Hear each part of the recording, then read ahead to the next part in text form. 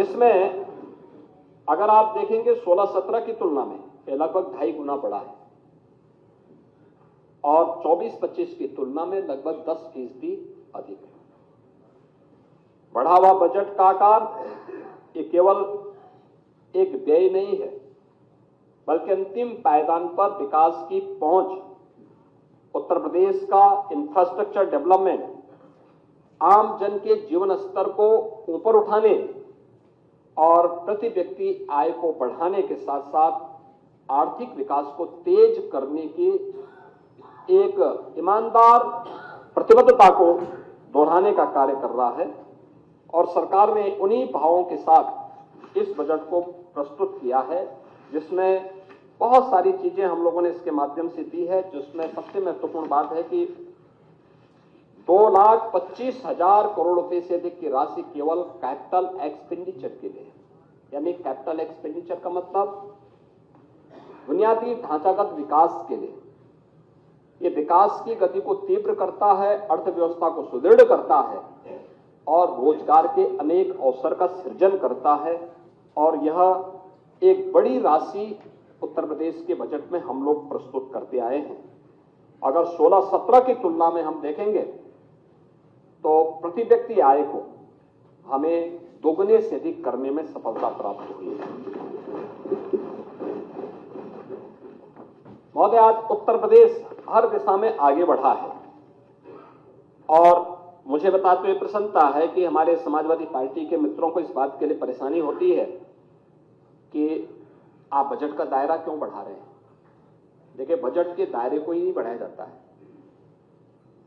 बल्कि अपने घाटे को भी नियंत्रित किया जाता है। और राजकोषीय अनुशासन का, वित्तीय अनुशासन का सबसे अच्छा उदाहरण माना जाता है, जिसके लिए रिजर्व बैंक ने भी एक लिमिट तय की हुई है कि आप इससे ज्यादा जो आपका कुल जीएसडीपी होगा उससे आप कितना पैसा उधार लोन दे सकते हैं, वो लिमिट तय है। और सरकार का जो यह जीएसडीपी का जो हमारा राजकोषीय घाटा है, 3% से कम है। 3% यानी 2.97% है, जिसको हम कांस्टेंट रूप से आगे बढ़ा रहे हैं, जबकि हम बजट का दायरा बढ़ा रहे हैं।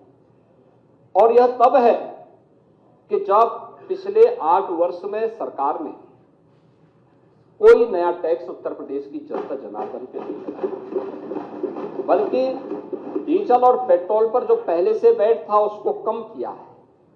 बिना टैक्स बढ़ाए बजट का दायरा बढ़ा देना, बिना टैक्स लगाए इंफ्रास्ट्रक्चर के नए युग में प्रदेशवासियों को पहुंचा देना, यह अपने आप में सरकार की प्रतिबद्धता को दिखाता है, पॉलिटिकल विल पावर को दिखाता है। सरकार ने वो दिखाने का प्रयास किया कि हां, हम भ्रष्टाचार पर प्रहार करेंगे, लीकेजेज को रोकेंगे। और लीकेजेज को रोकने का परिणाम है कि आज हम बजट के दायरे को बढ़ाने में भी सफल हुए हैं। विकास के लिए पैसा दिया है, लोक कल्याण के लिए पैसा दिया है और हर एक विभाग की आवश्यकताओं की पूर्ति करते हुए सरकार ने इन कार्यक्रमों को आगे बढ़ाने का काम किया है।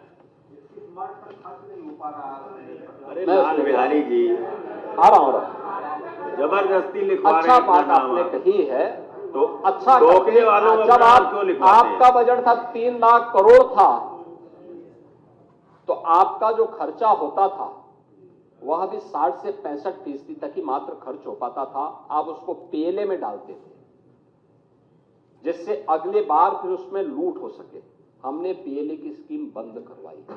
हमने कहा ये वापस राजकोष में जाएगा।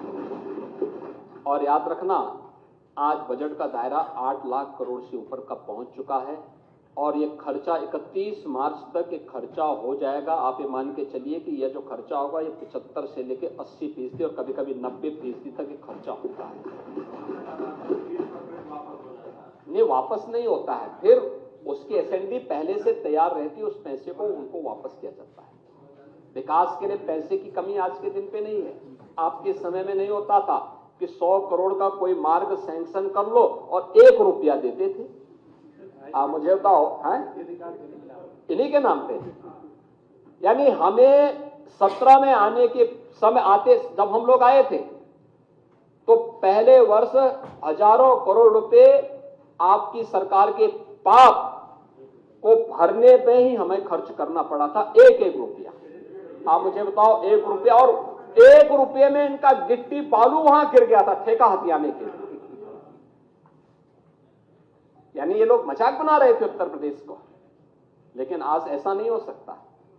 पिछले 8 वर्ष में जो ट्रांसपेरेंसी लेके आए हैं, हाँ, कार्य में औपचारिकताओं को पूर्ण करने में समय लगेगा, लेकिन कार्य पूरा होगा। कार्य पूरा होने की गारंटी है। उस पूरा होने की गारंटी के साथ आज काम हो रहा है। महोदय, नीति आयोग ने उत्तर प्रदेश को अपने राजकोषीय अनुशासन को बनाए रखने के लिए देश के अंदर अग्रणी राज्यों की श्रेणी में रखा है कि यह उत्तम उदाहरण है। देखिए, 25 करोड़ की आबादी है और रेवेन्यू सरप्लस स्टेट है।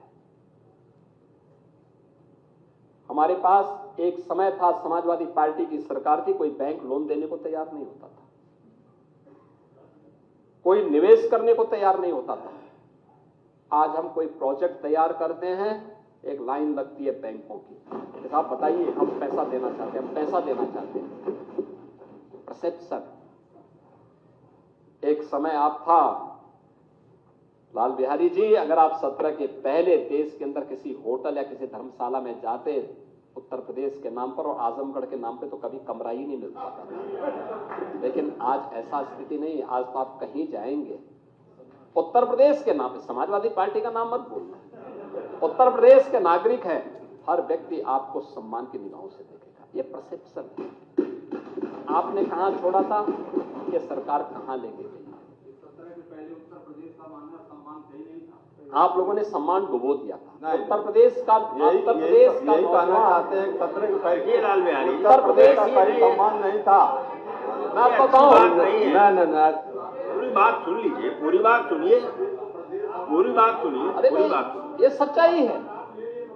आप सोचिए ना, मैं तो बोल रहा हूं, ये होता था नहीं। उत्तर प्रदेश का नौजवान कहीं अपनी पहचान नहीं बताता था, छुपाता था, लेकिन आज पहचान का संकट नहीं उसके पास।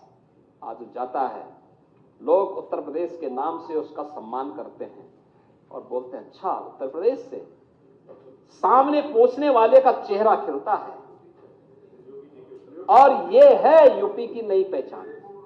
और इसलिए आप सबसे मैं कहना चाहूंगा कि आपको थोड़ा इन सब पर आत्ममंथन करना चाहिए, कभी एकांत में समय मिले, क्योंकि वैसे भी आप लोगों का कोई काम तो है नहीं, सदन के दौरान थोड़ा बोलने का मौका मिलेगा, वैसे कोई काम मिलेगा नहीं, तो थोड़ा एकांत में बैठेंगे तो मानसिक रूप से भी शांति मिलेगी। और थोड़ा पिछले कार्यों के लिए पश्चाताप करके उत्तर प्रदेश की जनता से एक बार माफी मांग लेते। अपने किए आप नहीं थे, लेकिन जो थे उन लोगों से बोलिए, और वे लोग बोले इस चीज को, तो कम से कम लोगों को ये चीज लगेगा कि वास्तव में गलती का एक पश्चाताप कर रहे हैं। अरे लाल बिहारी जी,